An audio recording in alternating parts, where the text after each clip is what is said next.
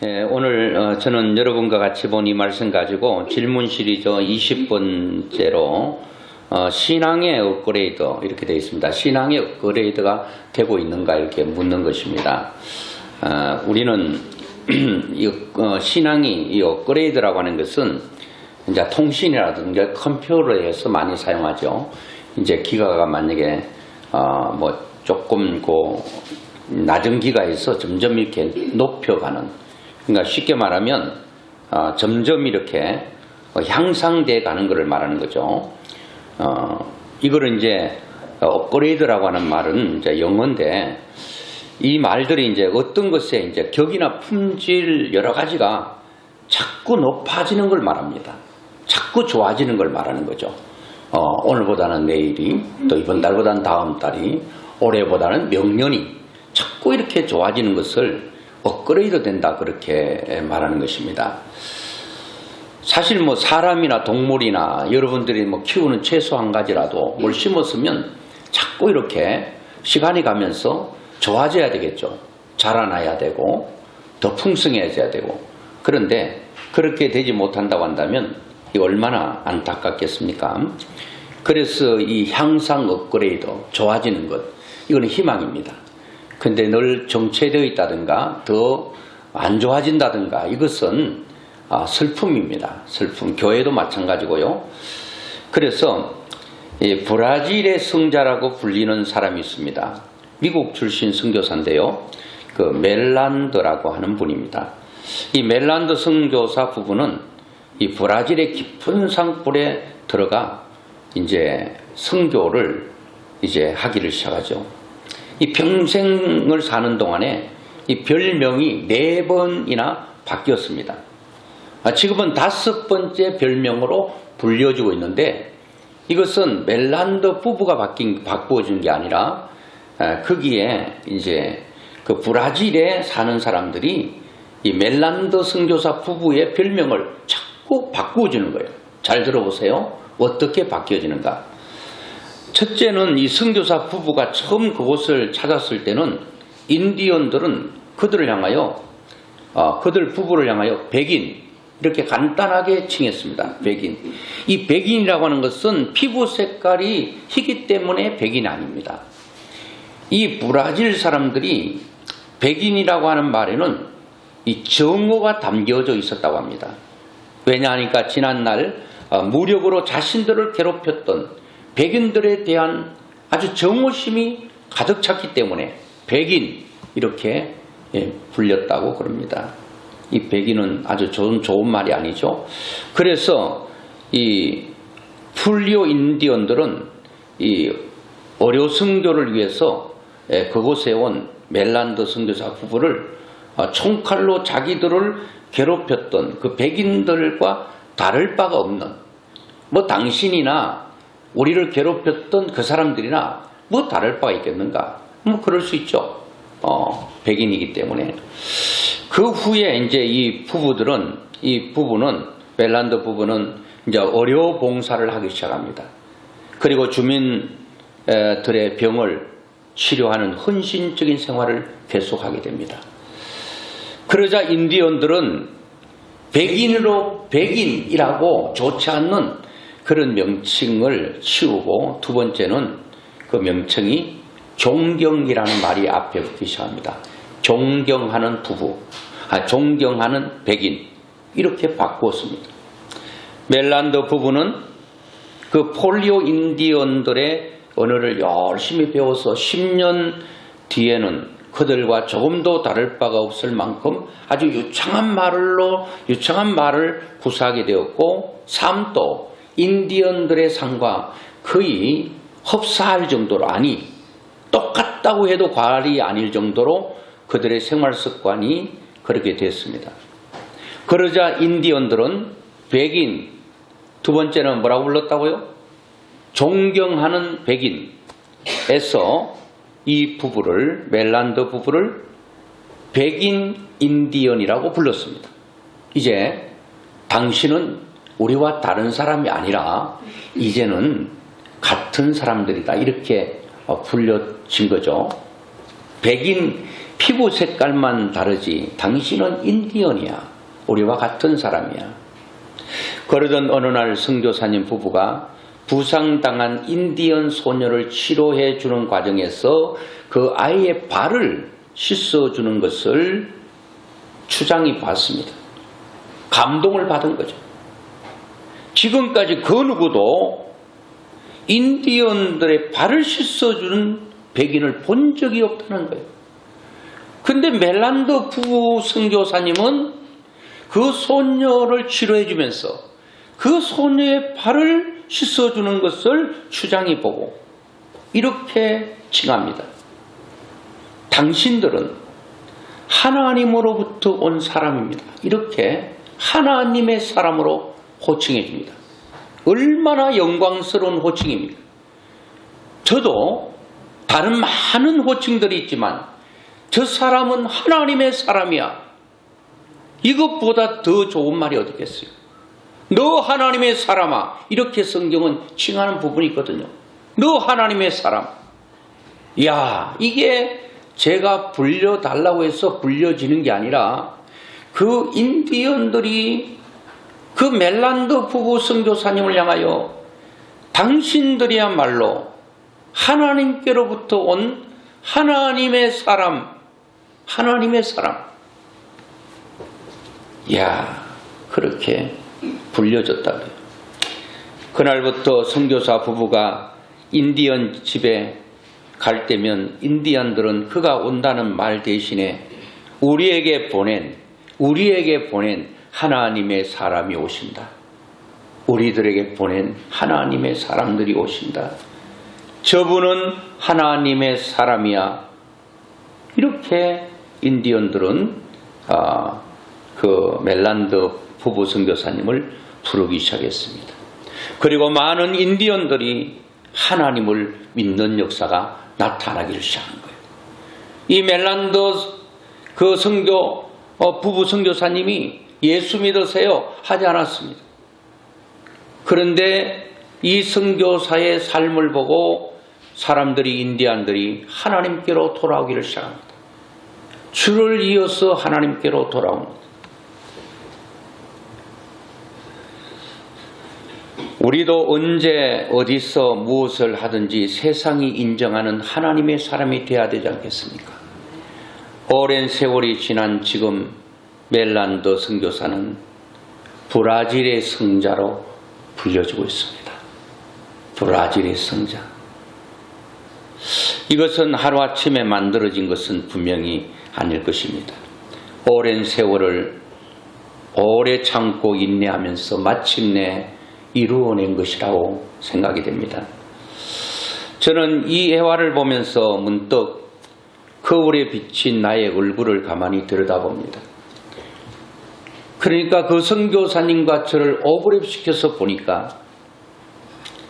왜 나는 좀 더 미소 띈 얼굴이 없을까? 왜 좀 더 인자한 모습이 되지 않았을까? 하면서 실망하는 부분들도 없잖아 있습니다. 한 번 웃는다고 다 되는 것은 아닙니다. 억지로 만들어낸 것도 아닐 것입니다. 오늘의 나의 모습은 이제까지 살아온 삶의 모든 과정을 통해 이루어낸 것이고 40이 넘어오면 자기 얼굴에 자기가 책임져야 된다고 그러잖아요. 태어날 때는 어쩔 수 없어요. 태어났는데 40년 동안 살면서 얼굴은 바꿀 수 있잖아요. 평안하고 기쁜 얼굴로 웃음 띤 얼굴로 바꿀 수 있는데 세월은 자꾸 흘러가는데 나의 변한 모습은 얼굴에 주름 생긴 것 외에는 별로 없구나. 아무것도 바뀌어진 것이 없고 아무것도 달라진 것이 없다면 이거 얼마나 비극이겠습니까?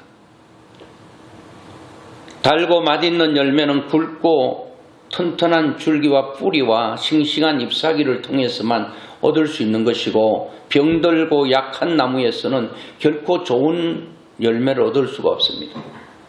내 자신이 지금 이후로 3년 후, 5년 후, 7년 후 아니면 내가 이 세상 떠날 때 나의 모습은 분명히 많이 달라져야 될 것입니다.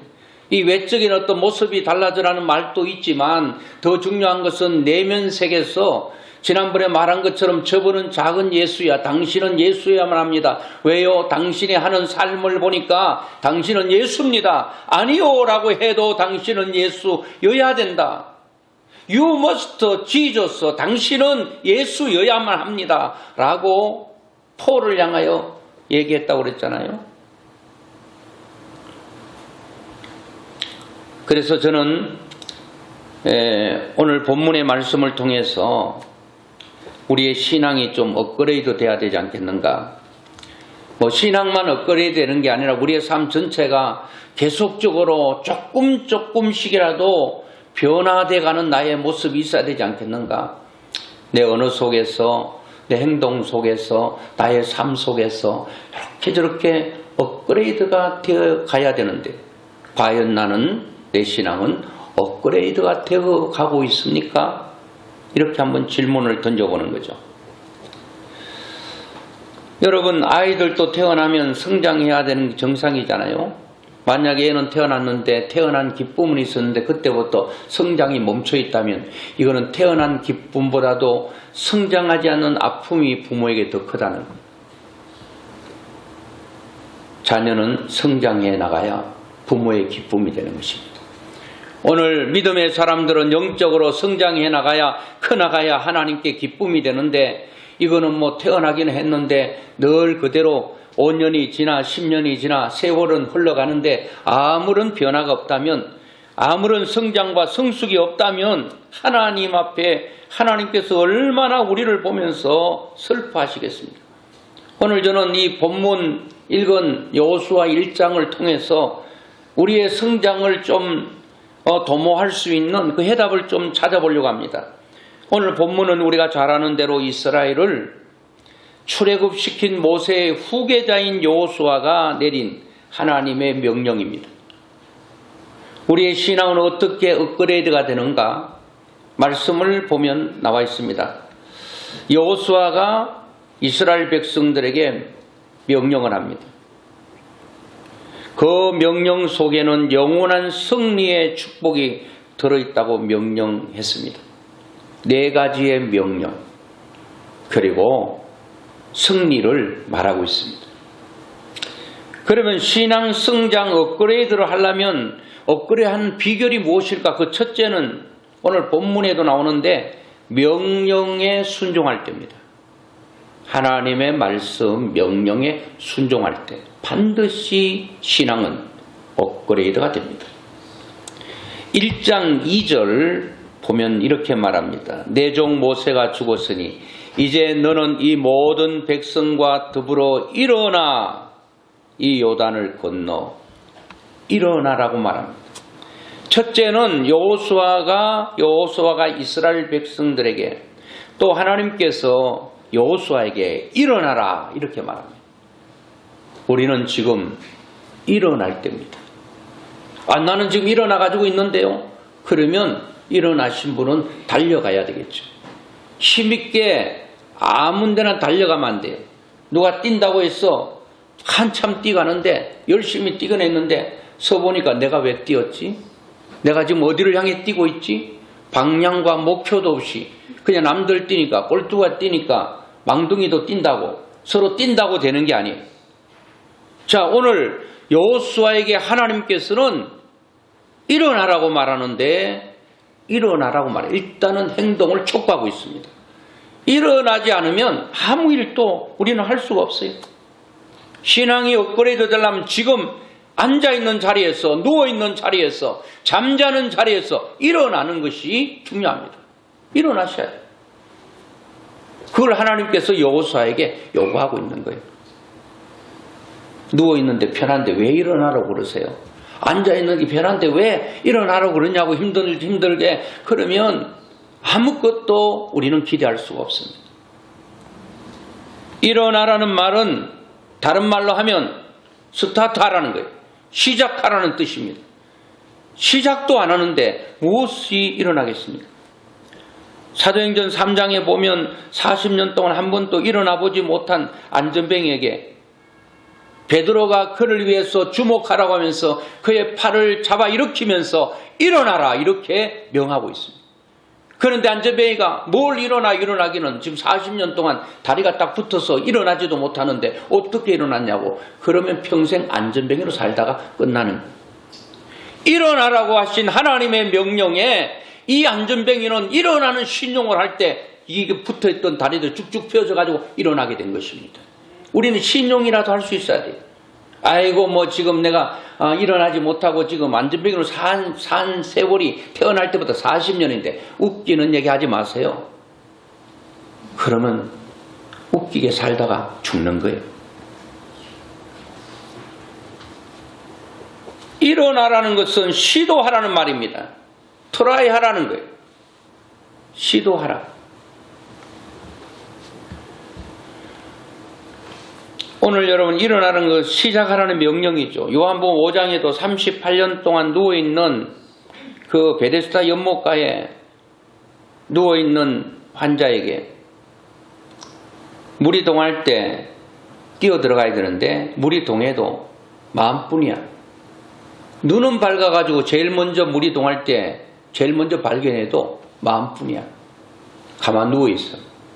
마음뿐인 사람 많죠? 하고 싶은데 마음뿐이야. 너 아무것도 못 거둡니다. 그런데 하나님은 일어나라고 말합니다. 하나님, 저는 못 일어납니다.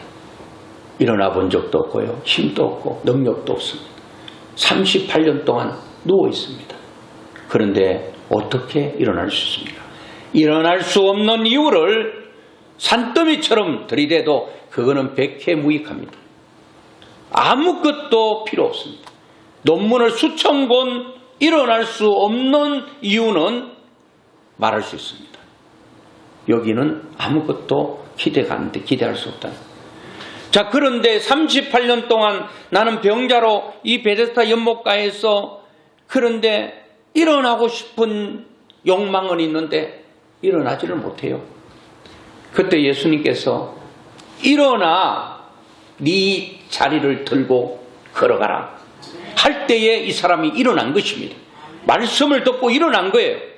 그런데 여러분 아예 일어날 생각조차 없으면 못 일어났을 거예요. 일어나 너를 38년 동안 붙들고 있었던 거기서 너가 일어나야 된다.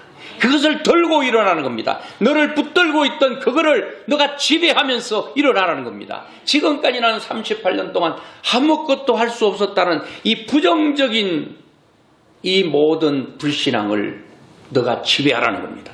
그리고 이것을 너가 들고 일어나 그것을 지배하며 걸어가라는 겁니다. 오늘 믿음의 사람이 무엇입니까? 하나님 한 분 믿고 그 말씀 의지하고 38년도 안 돼도 지금은 하나님께서 하라고 하시니 내가 일어납니다. 일어나는 신욕을 하면 일어날 수 있는 힘을 누가 주신다고요? 하나님이 주셔서 그거를 지배할 수 있는 능력으로 걸어가게 되는 것입니다. 오늘 하나님은 일어나라고 말합니다. 오늘 일어나야 됩니다.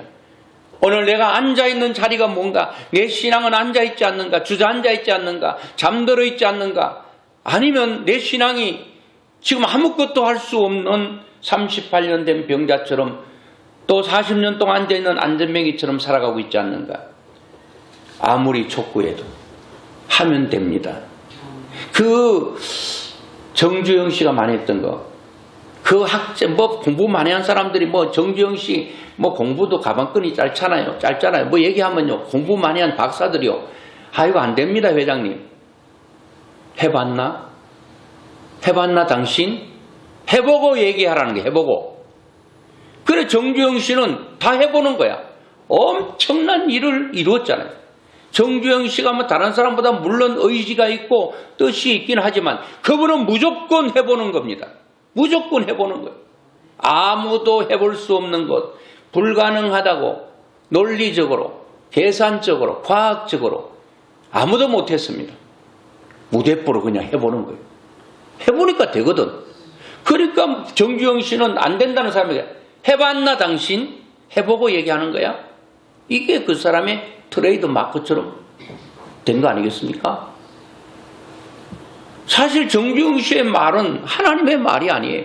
그는 이 세상 살아가면서 해보니까 되네. 해보니까. 많은 사람들이 능력이 없는 게 아니에요. 안 해서 못하는 것이고 안 되는 거예요. 신앙의 업그레이드는 일어나는 것입니다. 주여 나도 일어나게 하소서. 이 일을 위해서 일어나게 하소서. 영혼 구원을 위해서 일어나게 하소서. 기도를 위해서 일어나게 하소서. 말씀을 묵상하고 하나님의 말씀을 읽는데 일어나게 하소서. 그러면서 성경을 펴는 거예요. 나가서 사람이 말을 전하는 거예요. 그리고 기도하는 거예요.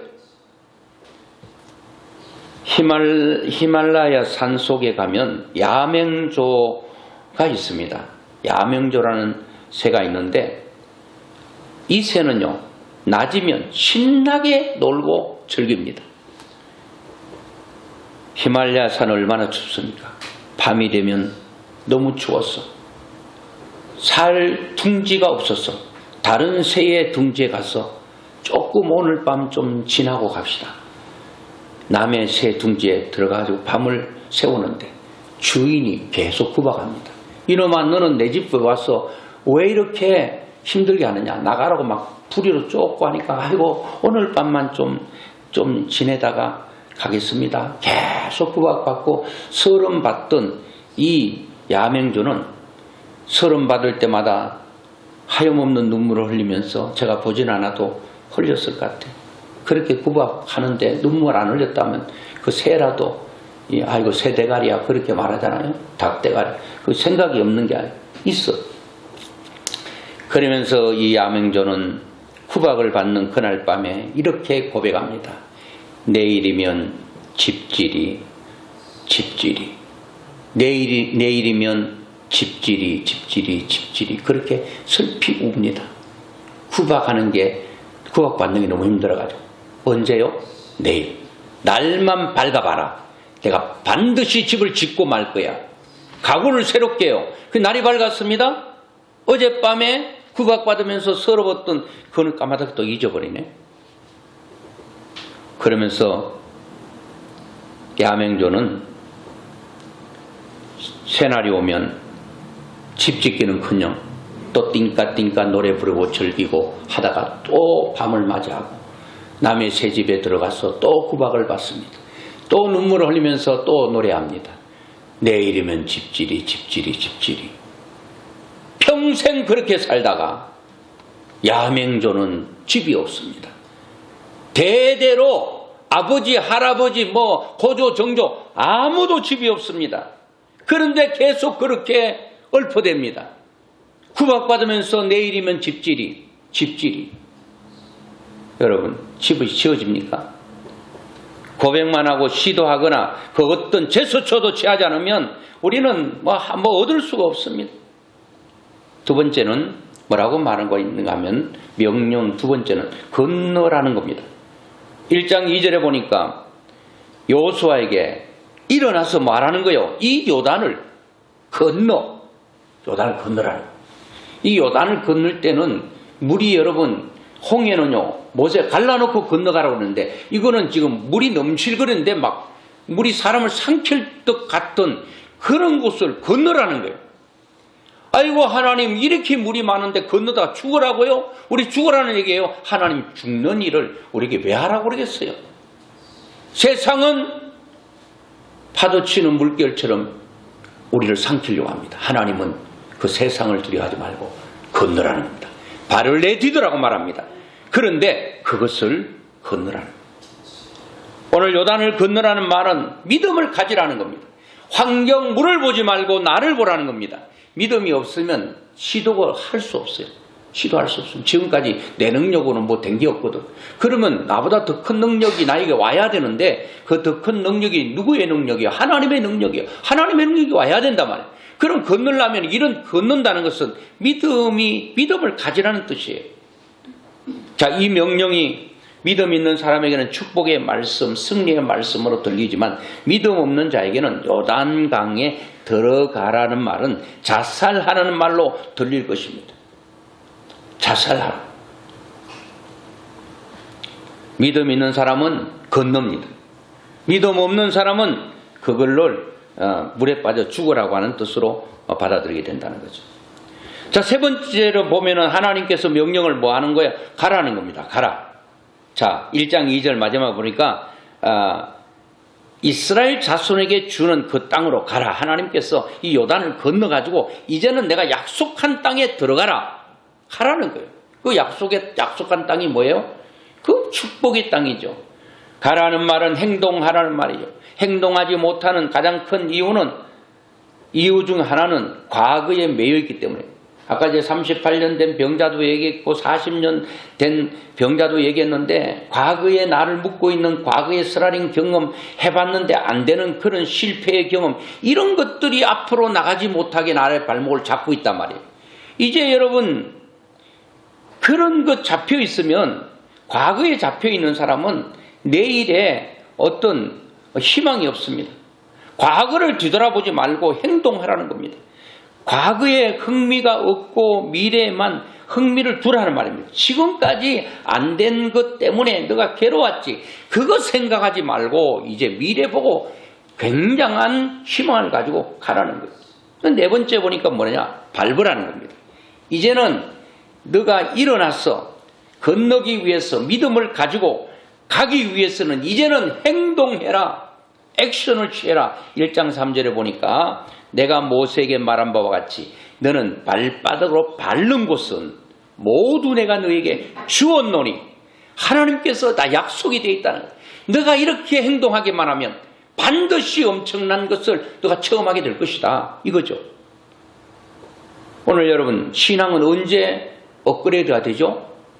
이런 엄청난 일들이 내 삶 가운데 경험되어질 때 믿음이 성장하는 거예요. 아, 하나님께 기도했더니 응답이 되네? 작은 응답이 큰 응답으로 계속 가는 거예요. 아, 믿음으로 모든 걸 도전했더니 다 되네? 요단강 열리네? 하나님의 역사가 일어나네? 그런 것들을 경험하기 때문에 믿음이 자꾸 커지는 거예요. 어제보다 오늘이 커져야 되는 거예요. 어제는 작은 것 가지고 달달달 떨고 불안했었는데 이제는 큰 것도 걱정 없어.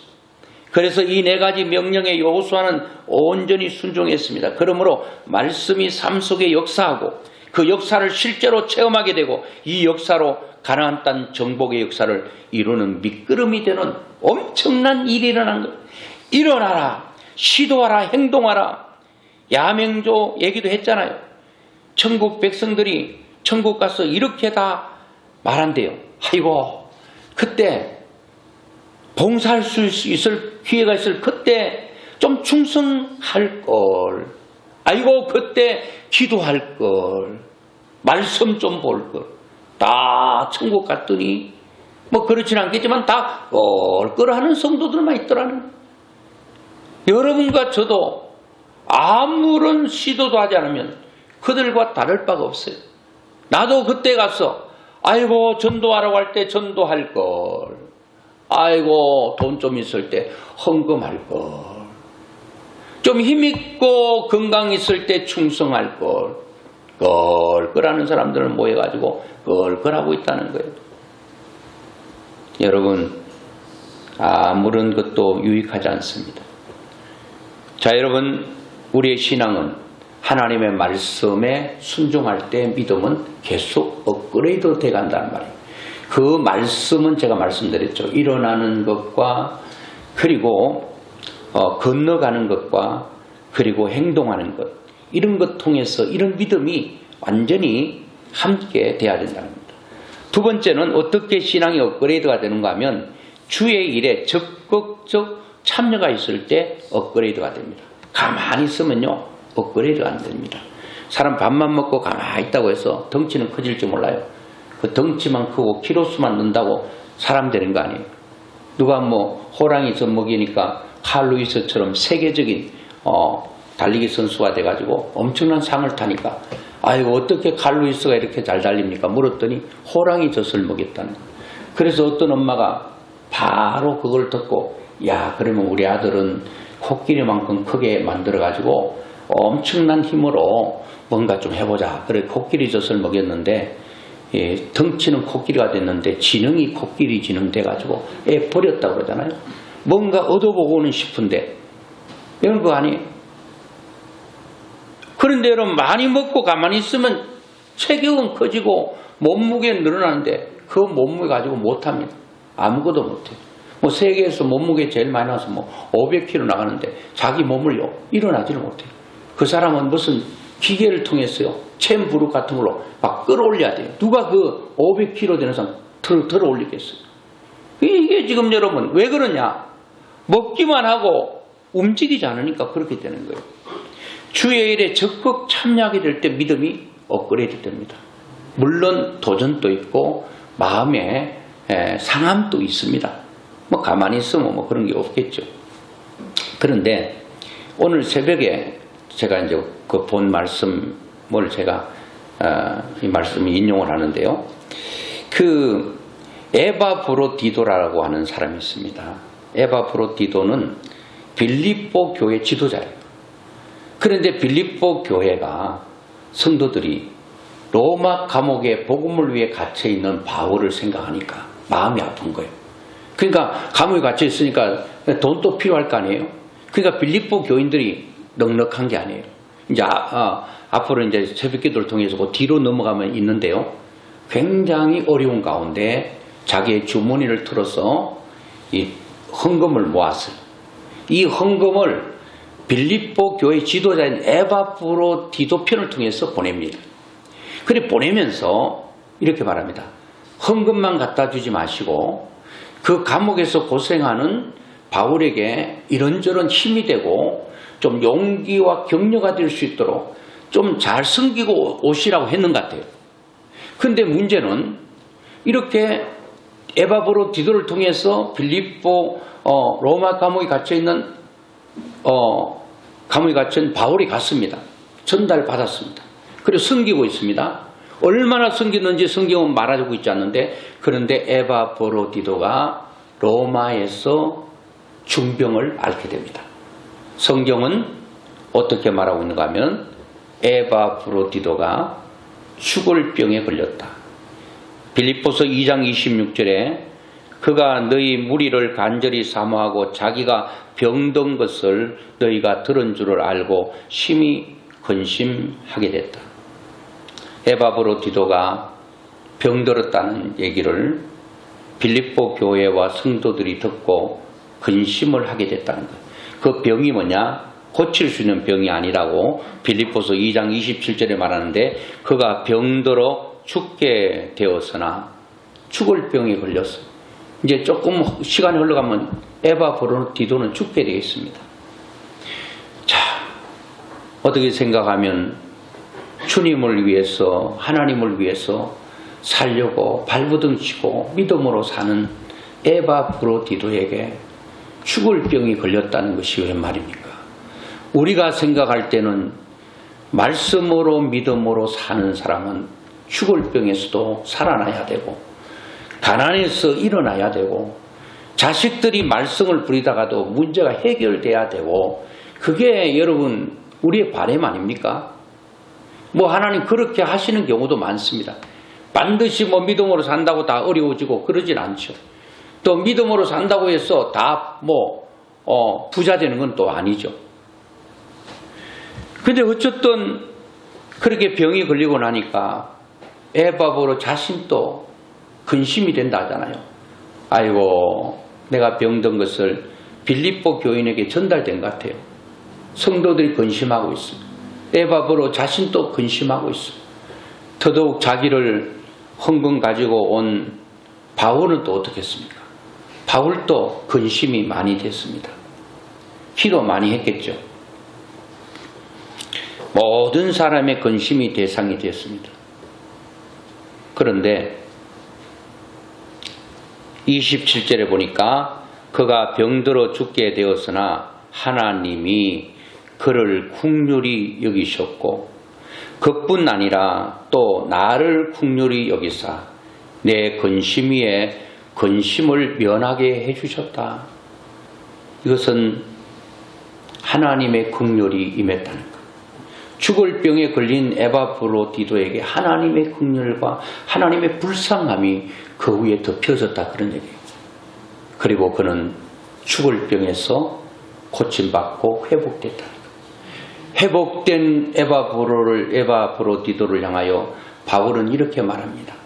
나는 참 하나님께서 나를 불쌍히 여기셔서 이런 근심에서 면하게 하셨다. 하나님 감사합니다. 이런 표현이죠. 하나님 감사합니다. 에바브로디도도 근심했는데 에바브로디도를 긍휼히 여기셔서 그를 회복시켜 주셨습니다. 하나님께서 빌립보와 교회와 성도들이 이 에바브로디도를 통해서 근심했는데 그 빌립보 교회와 사랑하는 성도들을 긍휼히 여기셔서 에바브로디도를 살려주셔서 감사합니다. 우리 모두의 근심을 들어주셔서 너무 감사합니다. 그러면서 바울은 이렇게 말합니다. 29절에 빌립보 2장 29절에 이러므로 너희가 주 안에서 모든 기쁨으로 그를 영접하고 또 이와 같은 자를 존귀 여기라. 바울은 빌립보 교회 성도들에게 이러므로 너희가 주 안에서 모든 기쁨으로 그를 영접하라는 거예요. 죽을 병에 걸려 살아난 이 에바브로디도를 영접하라는 겁니다. 그리고 또 이와 같은 자들을 존경하라, 존귀 여기라. 저는 여기서 존귀 여겨야 될 사람들은 에바브로디도뿐만 아니라 주를 위해 일하는 모든 자들이라고 분명히 명시하고 있습니다. 하나님은 오늘도 주를 위해서 여러분들이 주일날 예배드리는 이것도 주의 일입니다. 하나님을 기쁘시게 하는 일입니다. 내가 교회에서 엄청난 헌금을 하고 엄청난 기도하고 엄청난 전도를 하고 그것도 너무 귀하지만 나는 아무것도 하는 것 없는 것처럼 느껴질 수가 있습니다. 그러나 예배드리는 것 자체가 하나님께 얼마나 기쁨이 되겠습니까? 그리고 교회를 위해서 한마디 기도하는 것 이거 얼마나 귀하겠습니까? 이런 자들을 존귀하게 여기라고 바울은 부탁하고 있습니다. 하나님은 반드시 이런 사람들을 존귀 여기실 것입니다. 또 저는 에바브로디도를 존귀 여기라고 하는 그 빌립보 교회 성도들에게 에바브로디도를 바울이 존귀 여기라고 한 것처럼 그러면 저는 존귀 여김을 받아야 될 사람은 빌립보 교회와 빌립보 교회 성도들이라고 생각됩니다. 바울이 복음을 위해서 감옥에 갇혀 있을 때 너무나도 힘들고 외롭고 고독하고 때로는 고통스러운 복음을 전해야 되는데 갇혀 있기 때문에 복음을 전할 수 없는 바울의 엄청난 아픔을 기억하고 없는 가운데 아주 구차한 가운데 자기들이 있는 것을 틀어서 바울에게 격려의 헌금을 보내서 바울에게 힘을 북돋아 줬던 이 빌립보 성도들이 얼마나 귀한가. 저는 빌립보 교회 성도들도 존귀 여김을 받아야 된다고 생각합니다. 이 모든 일들을 하는 사람들은 존귀 여김을 받게 되는데 자 여러분 오늘 우리의 신앙은 업그레이드가 돼야 되는데 언제 어떻게 되는가? 그것은 하나님의 말씀에 내가 순종할 때 신앙은 체험적으로 업그레이드가 될 것입니다. 그리고 주의 일을 위하여 이렇든 저렇든 교회를 위해서 마음과 또 이런 모든 것들을 따스한 마음으로 기도하고 이렇게 할 때 내 신앙은 나도 모르게 업그레이드가 되고 이것을 실제적으로 체험하게 된다는 겁니다. 그럴 때 신앙은 성장하게 되는 거예요. 그래서 여호수아가 말씀을 듣고 그대로 행동할 때에 이스라엘 백성들이 보고 그 모든 신앙이 체험될 때에 그들의 신앙은 여호수아뿐만 아니라 이스라엘 백성들의 믿음이 자꾸 성장하는 겁니다. 그래서 하나님께서 약속한 가나안 땅에서 누리며 하나님을 찬송하는 역사가 일어나는 것입니다. 여러분과 저에게도 우리 교회도 신앙이 하나님 보실 때 기쁨을 드릴 수 있는 개인은 개인대로 우리 명성좋은교회 공동체는 공동체대로 신앙이 계속 성장하고 계속해서 하나님께 큰 기쁨이 되는 그런 성도와 우리 교회가 될 수 있기를 주의 이름으로 축원합니다.